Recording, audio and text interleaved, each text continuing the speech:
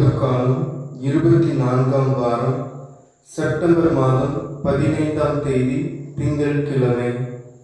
நற்செய்தி வாசகம். புனித லூக்கா எழுதிய நற்செய்தியிலிருந்து வாசகம். அதிகாரம் 7, இறை வார்த்தைகள் 1 முதல் 10 முடிய.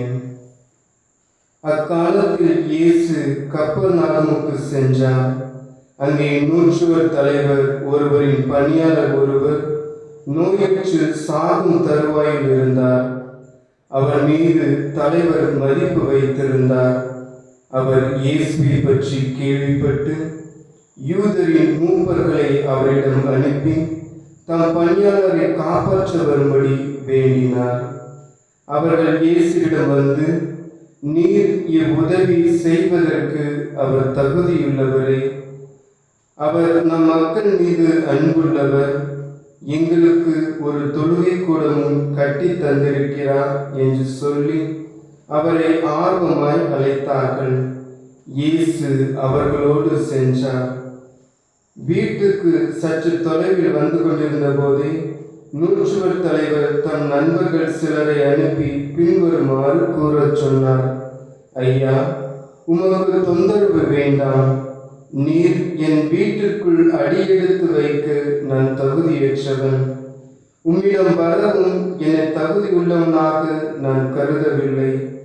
ஆனால் ஒரு வார்த்தை சொல்லும், ஏன் ஊழியர் நலமடைவார்.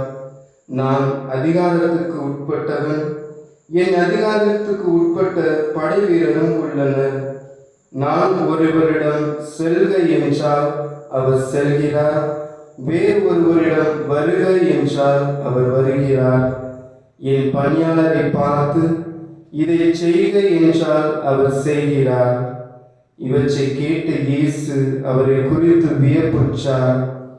தம்மை பின்தொடரும் மக்கள் கூட்டத்தினரை திரும்பி பார்த்து, இஸ்ரேலிடையே இத்தகைய நம்பிக்கையை நான் கண்டதில்லை என உங்களுக்கு சொல்கிறேன் என்றார்.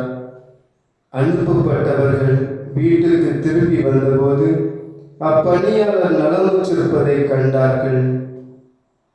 ஆண்டவரின் அருள்வாக்கு.